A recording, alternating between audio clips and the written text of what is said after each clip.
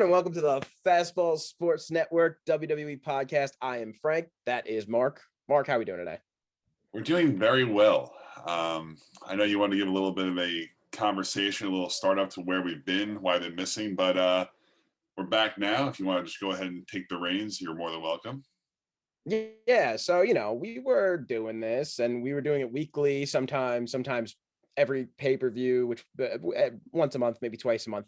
And we just got so burnt out from the doing it and just coming on here and just being negative all the time, because it's really we only had negative things to say, which was really disappointing. We didn't want to spread that. We didn't want to be the ones that were always just like bashing it. So we decided to stop. But in recent weeks, things have changed. I'd say a lot, right? So honestly, I think we should probably just title this the Triple H Show. When we put it on YouTube, when you guys have seen this, it probably is going to be titled like something having to do with Triple H. And I think we were genuinely excited like little kids for the first time. Like we were like texting back and forth, like all the things that we think might happen, stuff like that. So so this is basically the product of that. We're getting back to the grind. We do our best work when Triple H is the head of creative. So yeah, good. I didn't know that. No, it's been a very interesting little run here that we've been on, because over the last month or so, well, it didn't even back further than that. The Vince McMahon stuff started coming out, where like it was some shady stuff going on, where he was hush money and people were speaking out against him. But to me, when all that was coming out, I was kind of just like, hey, it's gonna get swept under the rug. It's Vince. Like, he's not going anywhere. Like, he's gonna find a way. He'll probably throw more money at these people. Like, it's Vince. He's not going anywhere. And like, you kind of keep hearing these other things like popping up, where he kind of like stepped away for a little bit. That was like the first report, but then he was on TV the next night. It made no sense. But then like a couple weeks later, he officially retires. So it's been kind of a whirlwind the last few weeks, but we're here. Vince is not, and it's kind of a part of the WWE that I never thought we were going to see.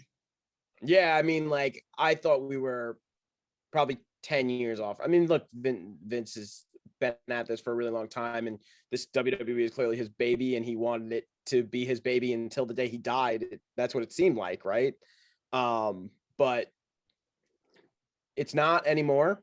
And, regardless of your feelings or any of our feelings on Vince or whatever, there are plenty of other reasons to tune into WWE TV and to support the wrestlers that we've come to. I'm sorry, superstars. Actually, Vince isn't in charge anymore. The wrestlers that we love to watch, the ones that we support. So obviously conflicted with the reports that came out and everything, but turning your back on the entire company would mean turning your back on the Liv Morgans and the Finn Balor's and the people that we've been fighting for that may now actually get a chance, and it seems like are getting a chance. And that doesn't seem right as well too, especially when it's something that you do enjoy, like wrestling, or we want to enjoy, like wrestling.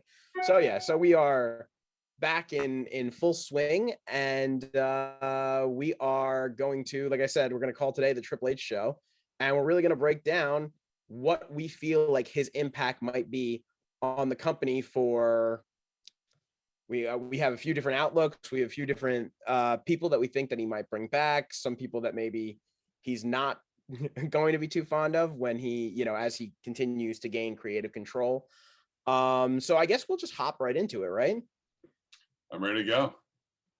All right, so we were talking and we said a good place to start, because Triple H is here and he ran NXT and everything, would be who do we think he's gonna bring back? And when I hatched this idea, I don't think it might have been right after or right before Karrion Kross came back and made his big impact on Friday night. Now I'm very excited to see what they're gonna do with him on Friday night, because I mean you talk about making an impact. That Kross made a freaking impact, like right there.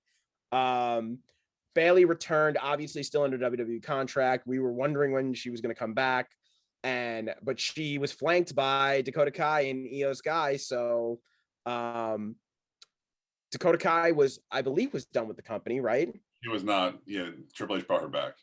Right. And Io Shirai Io Sky. I don't know. I guess they're calling her Io Sky now as like an official name. Mhm. She was still with But NXT, but I know, she was off TV with NXT. yeah. So it felt like her time was coming to an end, and Bailey apparently pitched this stable a year ago or so. That for when she got healthy, not that she was healthy a year ago, but for when she got healthy, that she wanted to do something like this. So I think it's incredibly cool that basically, I mean, look, that like Triple H got creative control on the Monday before SummerSlam. So Monday and Friday of a pay-per-view, you've got to assume things are going to go off without a hitch. Like he wasn't going to get to change things that much. Maybe some outcomes were changed of matches, but other than that, the show had to go on basically the way it was, right? But I view this Bailey move as his first imprint on the company, right? This was the first he stamped his mark right there. He was like, she wanted to do this. She came to us with this a year ago, and I think it's a great idea. And those are two wrestlers that I loved on NXT. So with that, we also know that Shawn Michaels got in touch with Johnny Gargano. So there's potential of him coming back. And we know that Sasha Banks and Naomi are now due back, or at least that's what all the news reports are saying, right? Yes. So I guess taking all of that information that we just got right there, who do you see?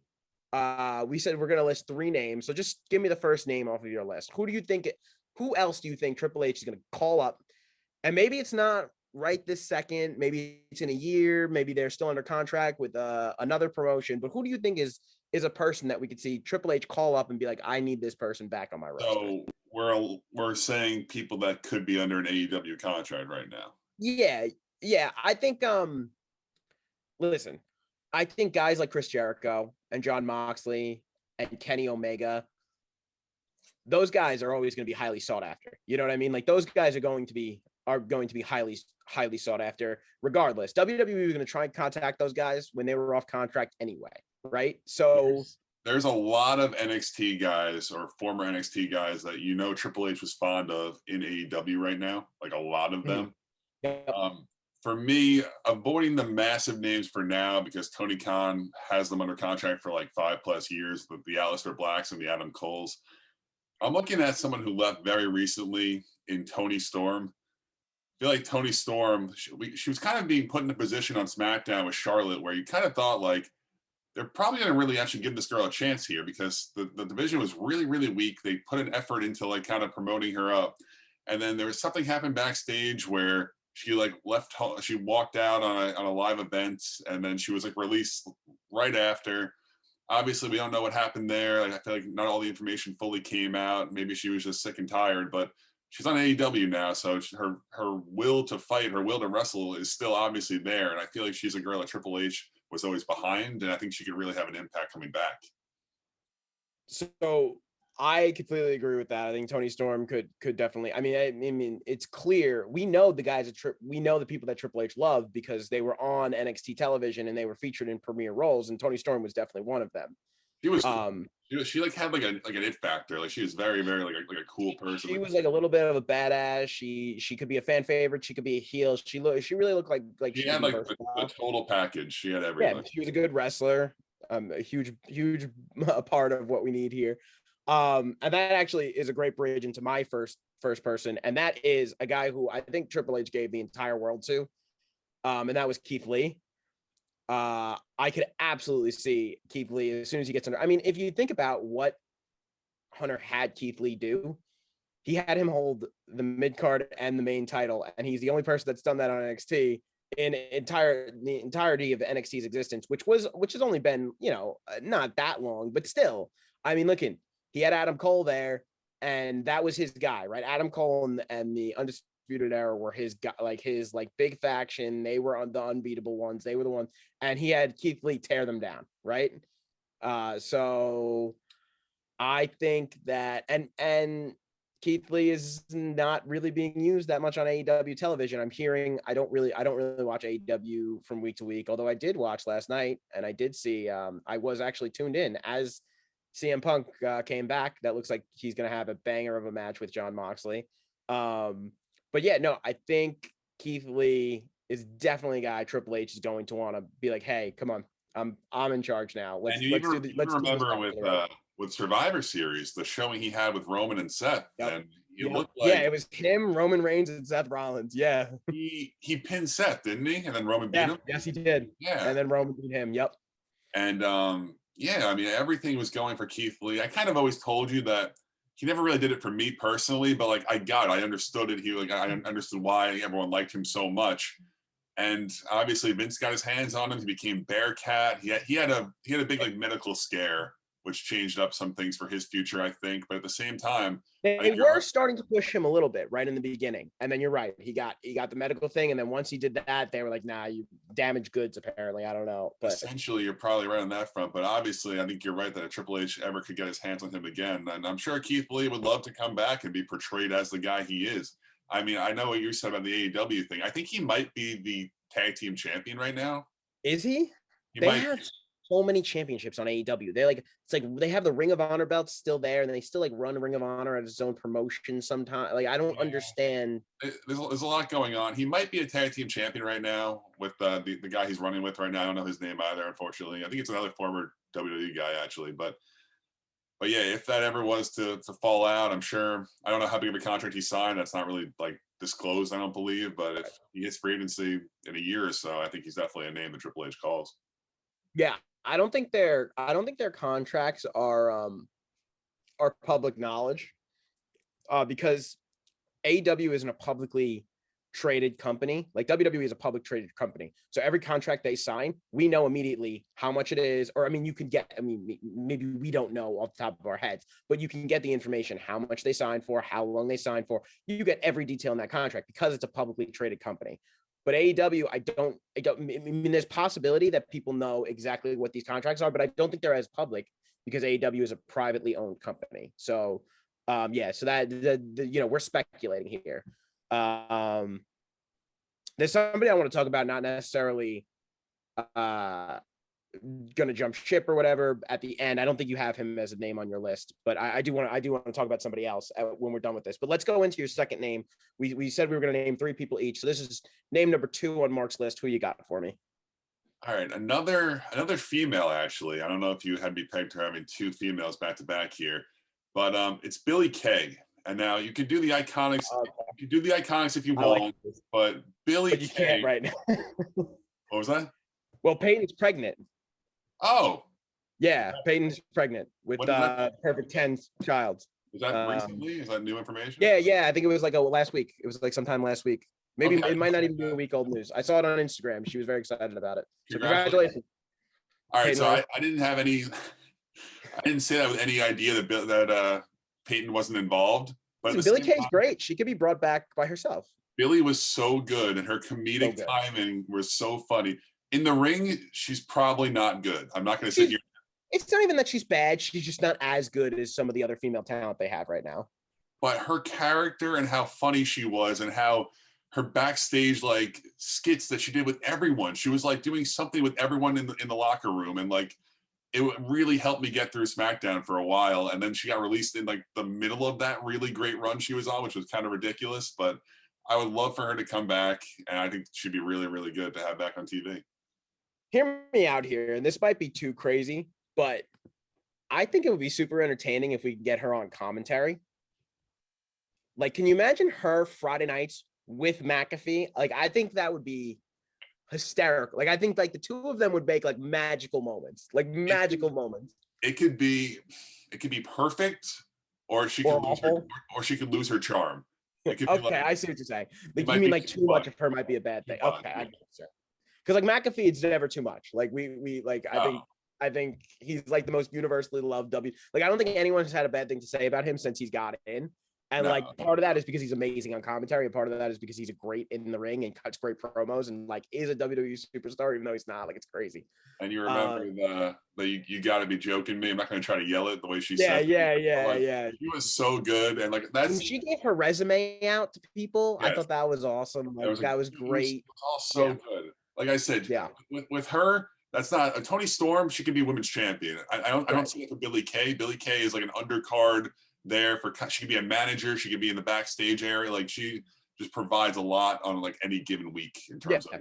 Yeah, she's she can wrestle if she needs to, but she can do other things, which is great. My second person, also female talent, is Tegan Knox.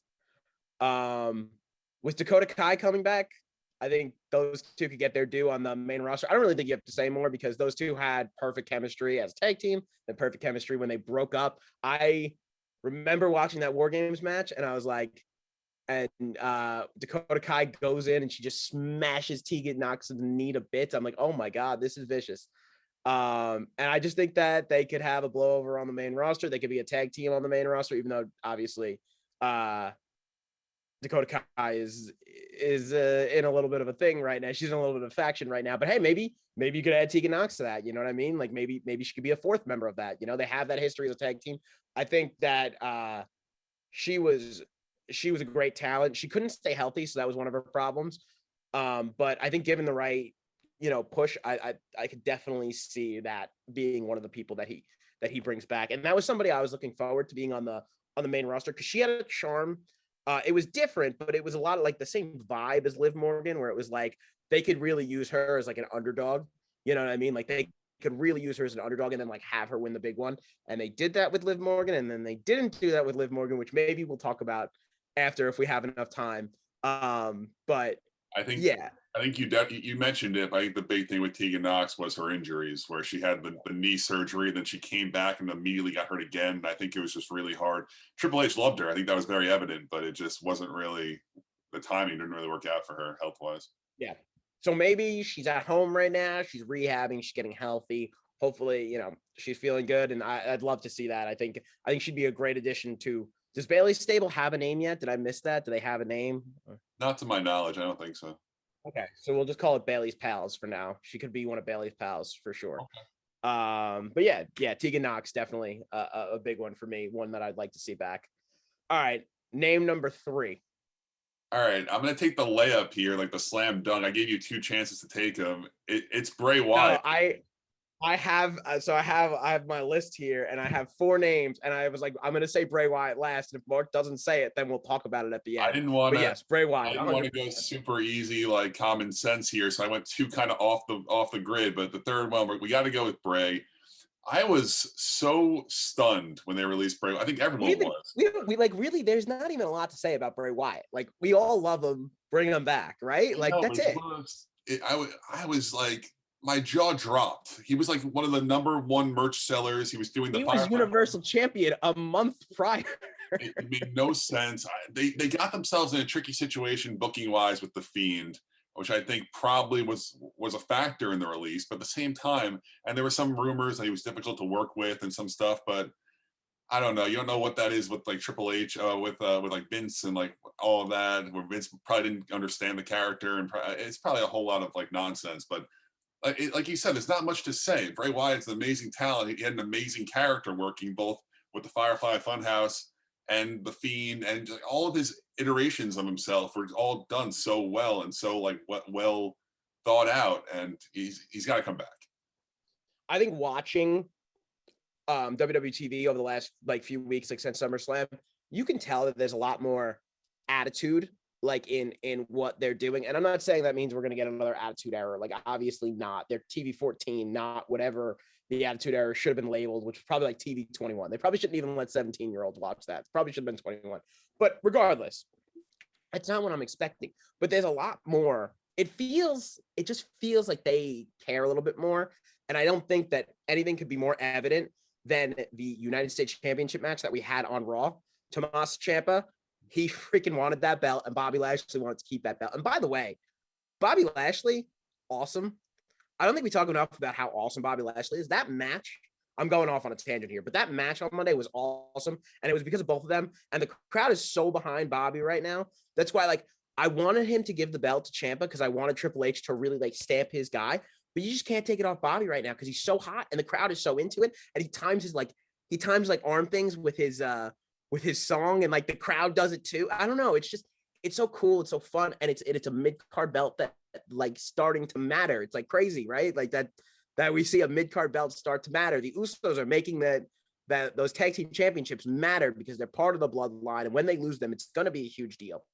Right. And now this United States Championship, they're running the vignettes. They are putting serious, they made you win a triple threat match and then a solo match against the other guy who won a triple threat match to get the chance to fight the United States Championship. Like we need that. We need to bring that to the Intercontinental Championship. And then you can live off of Roman being the only main championship. If you make those two belts matter, you can live off of Roman being the only main champion. So I understand what you're saying. I have conflicting feelings about it. I agree with you. The match on Monday was great between Ciampa and Lashley. There were multiple times where I thought Ciampa was actually going to win the title. Going into it, I didn't think he was going to at all, but they had a few near falls. The Miz was obviously providing distraction. I'm pretty sure Ciampa's going to break away from him and turn face. I'm pretty sure that's the way we're going. Oh yeah. But I get what you're saying. I love that the mid card is becoming a thing again, but it's kind of becoming a thing again because their hands are tied. Because Roman has both belts and they have to make it a thing again. Listen, pressure causes diamonds, right? So if we get 2 diamond mid-card belts and then they wind up splitting up the main card belts, but the mid-card belts still mean something, then like this can only be a good thing. You know what I mean? That they're building up these mid-card belts, regardless of what happens with Roman. Okay. Like the fact that the United States Championship is going to matter, like somebody cares about holding it. Like they did the whole thing that Bobby Lashley used to be in the army and like he cares about the belt, and like you believe it. And then they played the vignettes of all the great United States champions that came before it. And you're like, wow, like look at all the people that held this belt that this catapulted them into stardom. It's like, why can't this be a thing? And you know what? Not for nothing. Bobby Lashley and Austin Theory put on 2 great matches before this. Like this belt is starting to mean something. Can we get the Intercontinental Champion? My favorite title belt growing up was that black Intercontinental Championship. The one that Jeff Hardy used to hold, or it was probably like circa 07. You know, that was my favorite championship growing up. I love the Intercontinental Championship belt, and they've done nothing with it. I don't even know who the IC champion is right now. That's not true. I do. It's Walter. I'm sorry, Gunther. I would love for him to just be Walter on Friday. And they're just like, oh, here comes Walter. It's like no, and that's good because he is making it matter because he's like this colossal of a human being who's ripped out of his mind now, and he's got like his crony like helping him. Like it matters, and that's a really good thing. We need those belts to matter, even if the titles wind up splitting again. Those belts mattering, feuds being able to build around those belts, that's awesome. I love that. I went off on way of a tangent though. My third name is Samoa Joe. So I don't know if Joe wants to run it back with WWE again. He's another guy who's always hurt, like always hurt. Like I think injuries hurt Joe more than Vince. Like I think Vince liked him, but Triple H clearly loved him because he kept bringing him back on NXT and giving him the championship. So, Joe's always going to be a superstar, like wherever he goes. So if he were back on WWE TV, I think Triple H would love that. And I think that's something that we could easily make happen. I don't know. He holds like. I don't know if he does much for me at this point. If Samoa Joe like showed up. I mean, that's fair. Look, he's older, but I watched like some of the promos that he cut when he was wrestling like Braun Strowman and Brock Lesnar, and like he was so good at it. And like again, the show was getting more attitude. Clearly, like he would fit into this new Triple H like harder like regime that is being built here. I think really, really well. And he's a superstar, and you can never have too many superstars. All right. But yeah, that was my last name, and then you touched on Bray Wyatt. Okay. So the next thing that we're gonna do is we are naming the superstars that we think might be kind of hurt, or like Triple H might have seen like Vince push these guys, and then he'll be like, no, like I don't like there's nothing here. Like I don't really think that I don't want to be mean because I don't think that these people are going to be completely dead in the water because we're hoping that this regime doesn't make anyone dead in the water, right? But I think if someone's going to get pushed into a spot, one of these people might hold. They might come down a little bit. That's all I'm saying. Now, are you looking at the Vince guy, Mr. Money in the Bank? So I have Austin Theory as my fourth name. I was assuming that you were going to mention him, but I think Austin Theory is going to stick. Maybe not as the main eventer that Vince saw him as, but I still think he's going to stick well as a mid-carder. I think he has the most punchable face in the universe, and he does a great job of making you want to punch it. And I think that's a real like heelish thing that they could run with for a long, long time. To me, he's like an athletic Miz. And I think that they could run with that for a long time. Like I think he could be in the mid-card, go to the upper card when they really need him to, and then go back down to the mid card like the Miz does. And I think it'll work. Like I don't mind him. I think I'm gonna really mind him if he cashes in successfully. I think he has to lose on the cash in. I don't know what Triple H is planning on doing it with him, but I will say with Theory, I haven't seen him on Raw since He's been since missing for like 2 SummerSlam, weeks. Yeah. since he got F5'd. So I don't know. Maybe that tells you all you need to know about what Triple H thinks of him, or maybe they're gonna keep him off TV until he decides to cash in. You know what I mean? Like maybe they're gonna have you completely forget about him, and then boom, one day he's just gonna try and cash in. So no. But go ahead. What was Theory your first name or? No, I just thought of him when you were going on your comment about it. My number one, you might think this is ridiculous. I don't know if it's ridiculous or hopeful. I'm gonna say Natalya. I'm gonna say I think Natalia's had a main spot for far too long. She's never gonna be gone, but I think Triple H is very self-aware that we don't want to see Natalya in the main event scene anymore. We don't care about Natalya. And I think she does provide a lot of value. And I know the locker room looks up to her, but that can be off screen. She could be a coach. She could be helping people behind the scenes. She doesn't have to be fighting Ronda Rousey in pay-per-views. Like there's no need for that. There's no interest in that. And that's obviously she's obviously a girl that Vince has liked because she's been in a prominent role for like a decade now in the women's division. So again, I'm sure Triple H loves her too. I'm sure they all love her, but she doesn't need to have the spot that she has anymore on TV. I could definitely see her becoming in a lesser role. Probably never hold the women's championship again. That's my prediction for Natty. Whether she gets the match here and there, maybe, but I don't see her holding a women's championship ever again. But yeah, no, I don't hate that. You're gonna smack me through the camera when I say the first name that I have. But I just think that Triple H is not gonna take any BS, you know. So the first name I have is Charlotte Flair. And I have Charlotte because I just think that Vince pushes her and pushes her and pushes her and pushes her and pushes her. And I don't think Triple H is going to work it like that. Like, will she be women's champion again? I mean, she's Charlotte Flair. She'll probably be women's champion again. But I just don't think that she is going to get the type of spots that she has gotten. I mean, like, when she is there, she's basically women's champion. And then she takes 6 months off, and then she comes back and she's women's champion again. Like, I don't think that's going to happen anymore. Like, I think they're going to want her to be there a little bit more whenever she gets back on the latest sabbatical. And I don't think they're going to try and keep her away from the title sometimes. Like, she's not going to be women's championship 100% of the time when she's on TV, which is basically what she was throughout her run when Vince was in charge. I think that she's a very difficult character when she doesn't have a title, like to book a story around. You know what I'm saying? Yeah. Yeah, I get what you're saying. What is she going to do without the title? Like, she's not going to chase the title. She should be starting feuds with other people. She has such an aura around her. It should matter when she fights other people. So, like, let's use her as a way to get other people over. Let's use her, even if it's not necessarily beating her. Let's use her as a way to get other people over. Okay. I don't know. Just a thought. I just don't think she's gonna hold the titles as much as she did when she was with Vince. Which, again, not that she's gonna be a free agent next week, but you know. Who do you got next?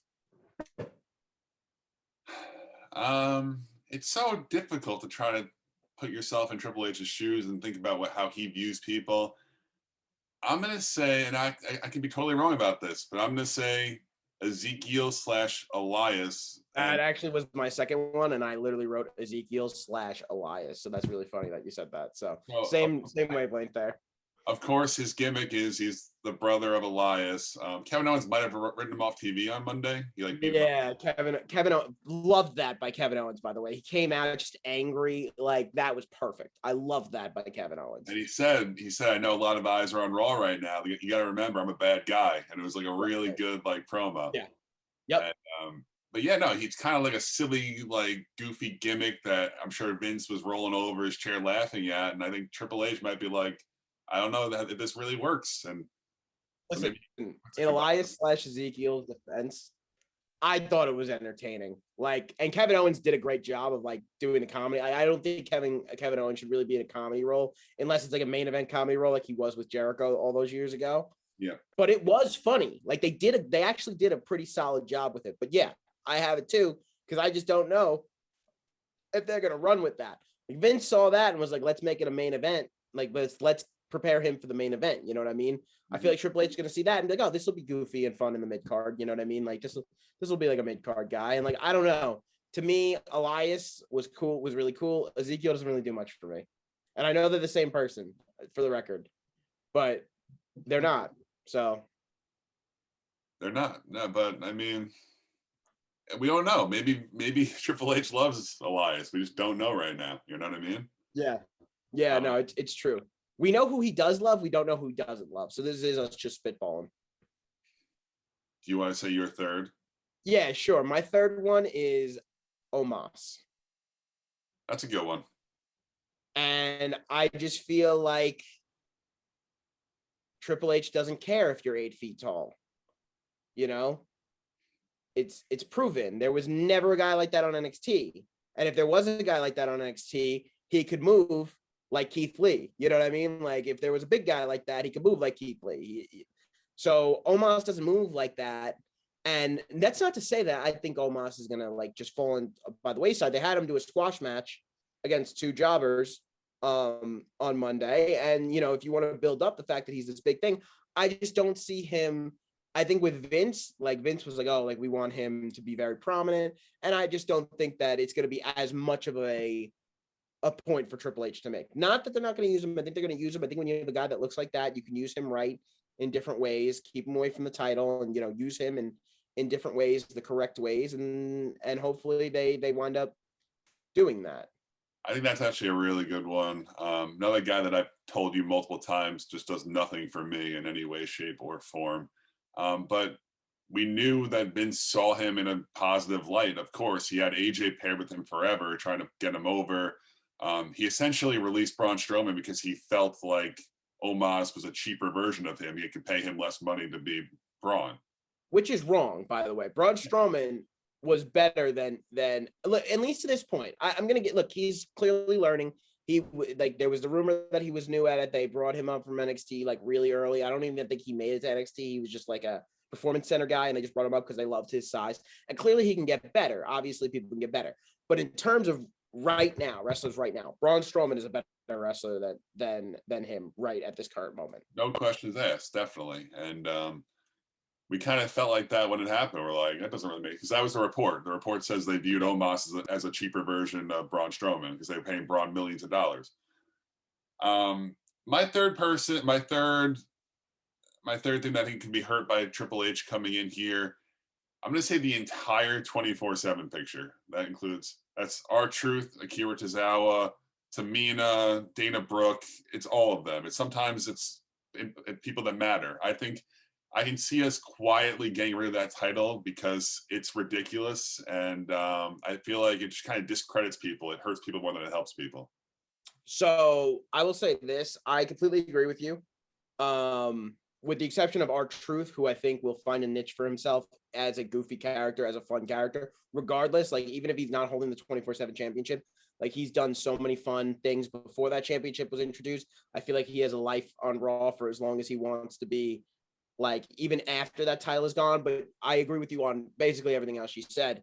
And to your point, there hasn't been a 24/7 championship segment on Raw the last 2 weeks or the last 3 weeks. So I don't think that's a coincidence. I mean, like, yeah, exactly. No, I think you hit it right on the head. I think you're spot on. Again, I love Truth. I think he's hysterical, and I think they should keep doing fun things with him. But yeah, I could see that belt just completely.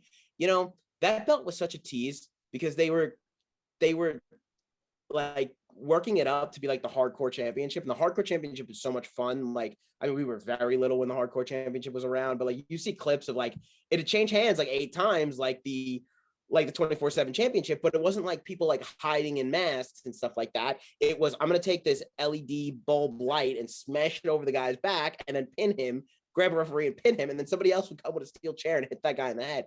It doesn't really work in like a PG. It probably won't even work in a TV 14 thing. And I think Triple H knows that. So yeah, I 100% agree with you. I feel like we're similar here for sure with our Yeah, I don't think anything you said was ridiculous for sure. I could see all of that. So to wrap up the show, what we are going to do is we are going to kind of just take a look at the outlook, what we expect from the company now going forward for the next. I think we said we're going to do a month, 6 months, a year, and then 5 year, because it's always good to have a 5 year plan, right?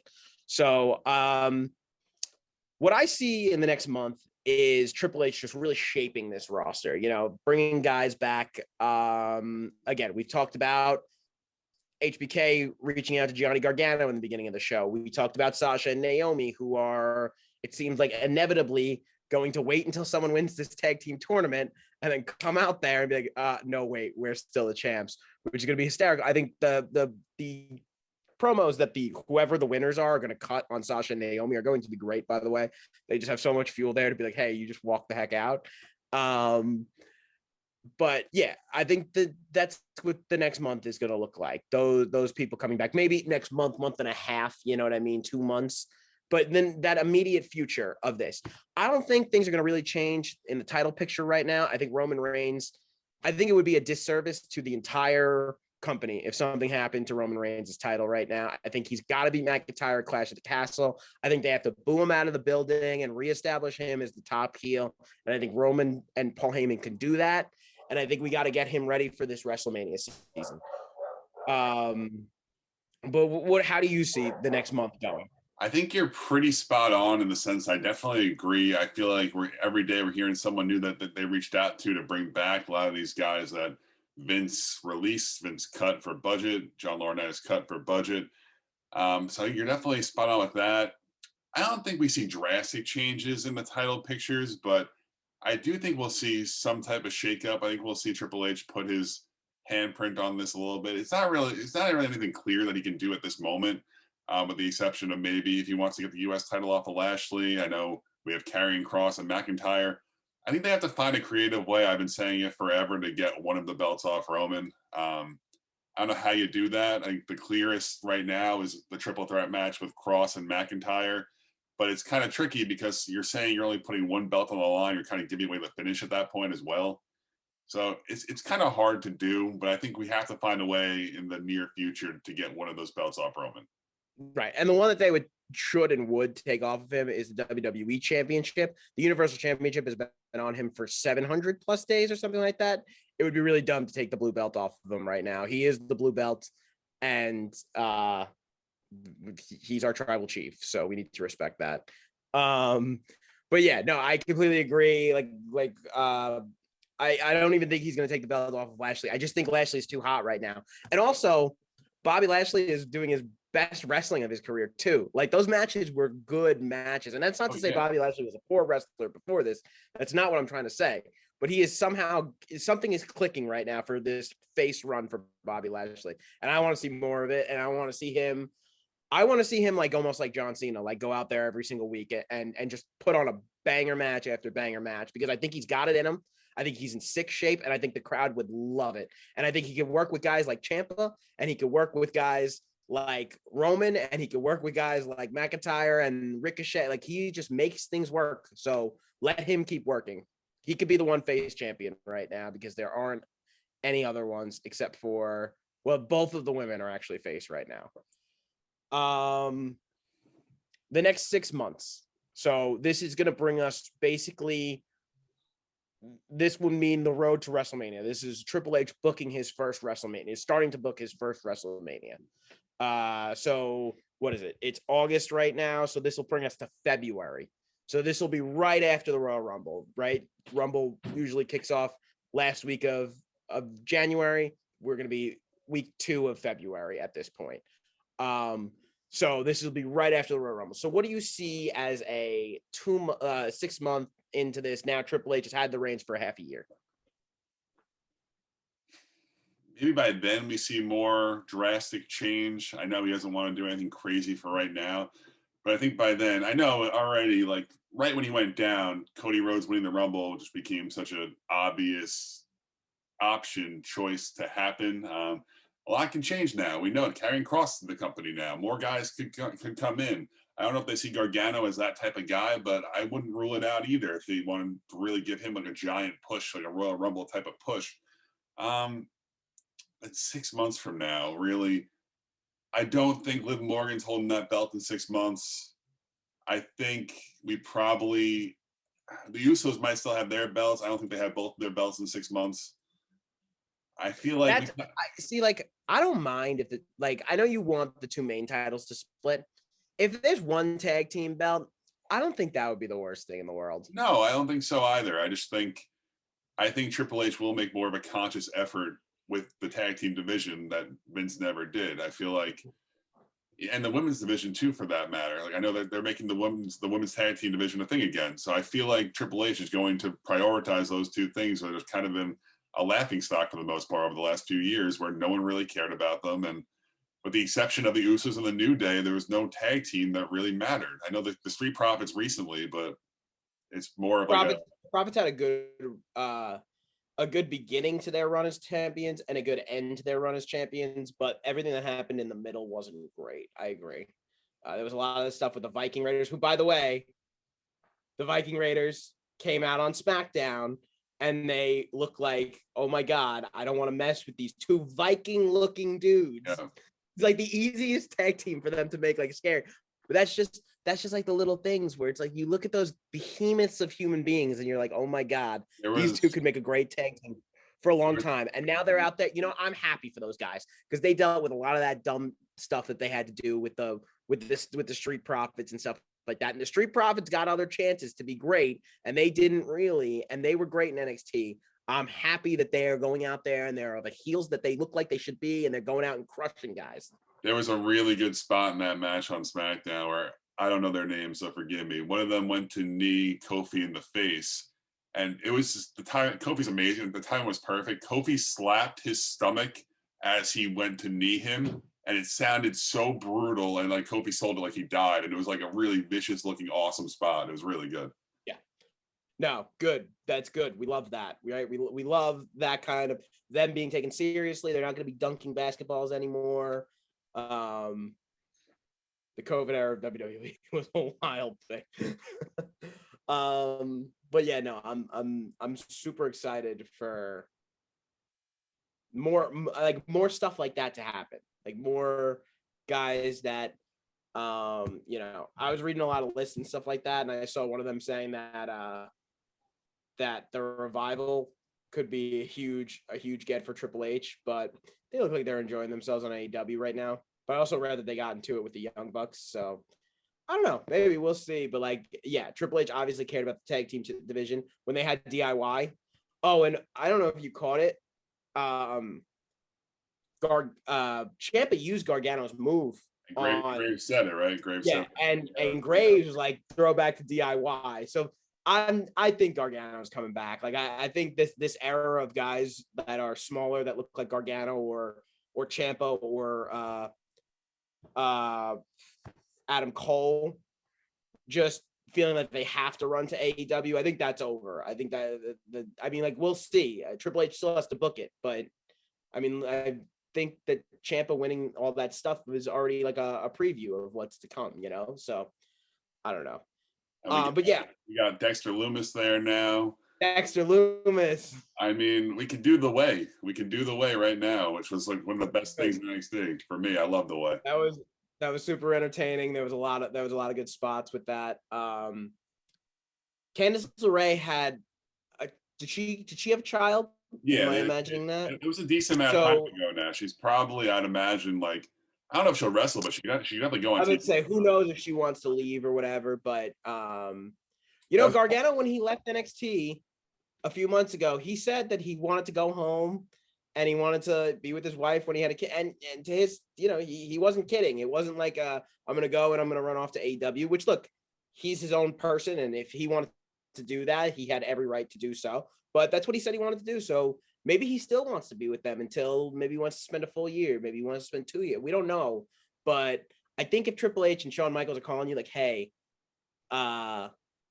we want you here, you kind of gotta at least entertain the fact. I'm pretty sure, like you said, he's coming back. All right. I'd be super excited. I think he's awesome. You know who else I was thinking could actually really benefit from this? I think Sami Zayn could have a career research. Everything that Sami Zayn does is great, by the way. He's so prominent now. He is prominent. He has done a great job of overcoming what it felt like was happening to him time and time again. I just think that Triple H should make him a babyface again, because I think it's been too long since we've gotten babyface Sammy, and now we have the fierce heel Kevin Owens. Like, bring them back together, let them reestablish how great they are, let them work together, and let's do Sami Zayn right, even though I can't even complain, because I'll say it time and time again. His match with Johnny Knoxville at WrestleMania had no business being as good as it was. Zero business. It was so entertaining. It was so great. You love that match. It was so good. It was so different. It was fun. They had a great time. All the Jackass characters were there. And like, I'm not a huge Jackass fan. I didn't watch the new movie, but it was really good. It was just really fun. I don't know. I never watched that match. It was really entertaining. It was really entertaining. I also hope Triple H brings War Games to the main roster, because I think War Games match with the main roster talent would be amazing. A main roster tries to get back. Yeah, I read that. Apparently, they're really good friends, and Regal loves Triple H. But of course, Regal's in a prominent fixture now with AEW with the Fight Club. Liverpool Fight Club, yeah, something like that. Blackpool, maybe it's Blackpool, yeah. Yeah. Can you tell we don't watch AEW? I try to. It doesn't do much for me. You know what? It's learning so many new characters and stuff like that, and new gimmicks. I know what's going on. I do. I know what's going on in AEW, and every once in a while, like yesterday, I didn't know Punk was going to come back. I was like, I'm going to catch the end of AEW and see what's up. John Moxley and Chris Jericho were wrestling. I'm like, oh, that's two great wrestlers. Sure, I'll watch this. And they're bleeding all over the place.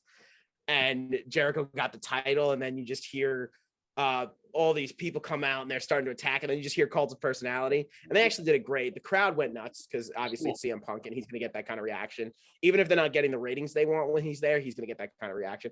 And then he comes out and he starts fighting everybody off, and then you just see him standing over Moxley, and Punk's the champion and Moxley's the interim champion, so they're going to have to duke it out. And the commentary's saying this, and Punk looks him right in the face, doesn't shake his hand, barely acknowledges him, and I'm sorry, Moxley stands up, looks at him, doesn't shake his hand, doesn't acknowledge him, and just walks out of the ring. It was perfect John Moxley flipped them off. Character building, huh? He flipped them off, Moxley did. Yes, he flipped them off. Yes. It was good. It was really entertaining. But yeah, the main thing in terms of these outlook, I know we're wrapping it up right now. It's excitement. I'm excited to watch, and that speaks volumes. So I haven't been excited to go home and turn on Monday Night Raw in forever. There's a while that I enjoyed SmackDown. I haven't enjoyed Raw in, no joke, probably like 6 years. I think that's probably accurate. Yeah, that's fair. It's just too long. One of the things that Triple H said a while ago, I don't know if he can actually do this right now. One of the things he said a while ago was that he was going to try and cut it to 2 hours. I don't contractually think that the USA Network is going to let them do that. But so much money.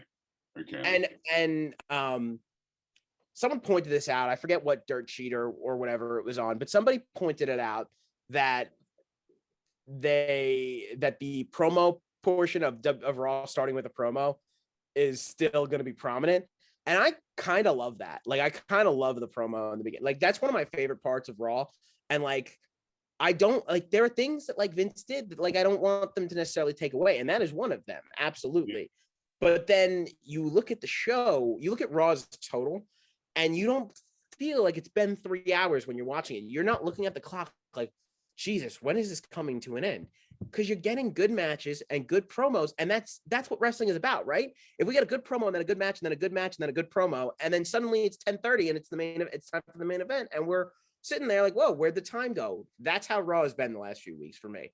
I'm generally entertained. And look, I don't even think, besides for this Bayley thing, which was great, Triple H hasn't played any major cards yet. You know what I mean? Cross, obviously, Loomis was fun, but he hasn't gotten to work with a Randy Orton return, which we're going to see him get to work with. The Cody Rhodes possibly winning the Royal Rumble, and if not, they're going to have him in a different prominent spot. Like, we haven't even seen the firepower of a potential brand split under Triple H, because it felt like he had a lot to do with when NXT was fighting the main roster, and that was great. So just, it's been entertaining and it's been fun, and I don't even feel like we've come close to scratching the surface yet, which is what gets me excited. But even if Raw was just how it's been the last few weeks, again and again and again, until we got some big things every once in a while, it was already miles better than it has been. So, and again, that's not to bash anybody. They have a full writers' room of people doing this. I just think that when it comes down to pulling the trigger on different things and different people, that's where the willingness has been, and that's where the entertainment has come from. So 5 years from now, Adam Cole is WWE Universal Champion. If Britt Baker comes too. Did she ever work in NXT? She was in NXT for a little while, right? She was in NXT. Yeah. I don't know. Maybe Triple H doesn't like her. I don't know. We're gonna have to see. But Punk comes back, right? So he can get inducted into the WWE Hall of Fame, right? No, I don't think so. We'll get DB and Jericho. I was about to say, I think there's a chance you see Daniel Bryan again, or Bryan Danielson. I think there's a chance you see Jericho again. I think Jon Moxley is very up in the air, but if they throw a bunch of money at him, he's already said that he's got kids that he's got to put through college, and he's made that comment. I can't imagine AEW is paying him that little, where he's like, but if they throw a bunch of money at him and they really want him back, look, we'll see how things go down the line. Do I expect all sunshine and rainbows? No, I think Triple H is going to have to work through some problems, right? He's got like this. There's no way it's all going to be perfect. And I already have one complaint with the way he's been booking somebody, and that's Liv Morgan. What the heck was that? I hated every second of that. The massive crowd reaction she got when she won that belt, and then just to have her defend her first defense be like that, hated it. I hated that. That was a mistake, but that was another thing where he got kind of put in a position there where it was already mid-feud. They had to find a way to protect Ronda. They did it incorrectly. It was not the correct call, but that is something that I'm not going to blame Triple H on. He was, and look, hopefully they can figure out how to do part-timers well. Do you think Brock Lesnar's still in the WWE in 5 years? 5 years from now, I mean, he could be doing what Goldberg's doing now. He's probably like 48, 47 right now. Do you think he's held his last world title in WWE? Hopefully, because I mean that was like the Vince panic card. Let they know what to do. Have Brock run out and win the title. Were they going to throw Cody into this match? Was that the plan? Was the plan Cody versus Roman at SummerSlam, and then he got hurt? They hit the panic button. The plan was supposed to be Randy versus Roman. Okay, that makes sense. You know what I love that they did? Seth Rollins' first promo after SummerSlam, he said, "Now that I put that in my rearview mirror, because he hurt Riddle, he's like, now that I put Riddle in my rearview mirror, I'm going after Roman Reigns in the championship. We need more of that. We need more people declaring that they want to be in the championship picture. That's too good. Like they're planting seeds, and that's like the best part of the storytelling. It's long-term booking. They're planting the seeds. Everyone knows the Roman Seth has to happen again because of how it ended at the Rumble the last time. It's all really, really good stuff that Triple H is doing.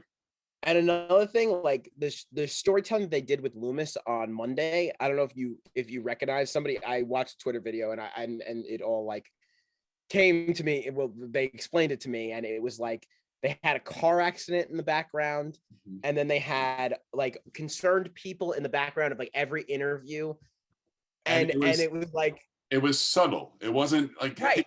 I didn't pick it up. I didn't pick it up during Raw. I didn't, not at all. I'll be honest. Like maybe I'm an idiot. But then Loomis came out, and I was like, oh, that's so cool. Like this guy's a weirdo, and I love it. Like I don't know, like he's different. And I was really excited when I saw him. Like he'll do great things. I don't know if it's gonna be against AJ Styles or if it's who's it gonna be against, but it's gonna be fun. Like, and I think the fact that The Miz and AJ Styles main evented Raw was great because I feel like that's not a match that Vince would pull the trigger on, but it's a great match and it could main event any given Raw. Like like those guys should be main eventing Raw every once in a while. I don't know, just we're excited. That's the word, excitement. I think we're gonna get a lot more of those fresh matches, a lot less of those same match 6 weeks in a row, a lot less of that 50-50 booking. It's all just really exciting stuff. Yeah, I think you hit the nail on the head. I think they're gonna be able to find. I think they're gonna do a lot, be willing to do a lot more different matches. So AJ Styles fought The Miz this week, and maybe he'll fight Austin Theory next week, and then Dexter Lumis the week after that. You know what I mean? There's gonna be a lot more of that where we don't see the same person. Look, feuds are important, and people need to be involved with each other, and that's when they do the tag team matches and stuff like that. And like that's important for sure. But they also, you know, they could do things a little bit like they can have those people involved a little bit less and still have a feud going on. Yeah. So I don't know, but we didn't really give a 5-year outlook, but I think our outlook is just that we don't really know what we don't really know what it's going to look like in 5 years, right? And like that's good because we knew what it was going to look like in 5 years a month ago when Vince was in charge. Right. That's true. That's 100% true. We knew that Roman would probably be a 14-time world champion by then because he'll lose it and then win it and then lose it and then win it and lose it because that's what happens when we need to get the numbers up after to make someone look great. I don't think that that's the case anymore. I think there's a very good chance that Roman loses the title sometime WrestleMania, and then he probably takes a little vacation. Which he should go off TV. He should lose the title, lose his first match since coming back 2 years ago, and then he should go on vacation for 4 months, 6 months, and then he should come back and he should be Roman Reigns. And it doesn't have to be, he can come back and recapture his title against whoever's champion then, or he doesn't have to, but that's the stuff that we might see. You know what I mean? Like, I think also people are going to take more breaks now. I think you're going to see them slightly less overworked, because of the fact that, like you said, we're not going to be seeing the same matches on Raw every week. So someone might have a week off of wrestling. You know what I mean? Someone might have Monday off from wrestling and just be cutting promos because it used to be Roman never wrestled a match, and then whoever he was facing never really wrestled the match. But then the whoever was facing the Usos wrestled a bunch of, you know what I mean? Like, but now it might not be like that. Roman might wrestle on Friday, you know? So I don't know. Very exciting times. Do you have anything else you want to say? We kind of just babbled on to a point. No, I think I'm good. But I mean, the word's excitement, and I'm excited to come back here. Probably in a few days, we'll tackle what's going on again. And it's I think we'll probably go into it. Like we talked here and there about Liv Morgan and the Usos and Roman Reigns, but I think we'll probably break down the shows as a little bit more in depth to each feud. To, you know, now that again that it's exciting to talk about and that there's things that are happening every single week instead of just the same standstill until we get to the pay-per-view, and then that's the whole payoff. So super exciting. So if you have nothing else to say, then I'm going to say thank you guys for watching. If you guys have any comments on what we had to say, if you have an outlook or anything like that, please feel free to leave them down below. We're going to take a look at them because we love your ideas. We watch, you know, all the wrestling videos. We follow all the wrestling Twitters, so we get ideas from everybody. So we love to hear from you guys too. So just thank you guys for watching.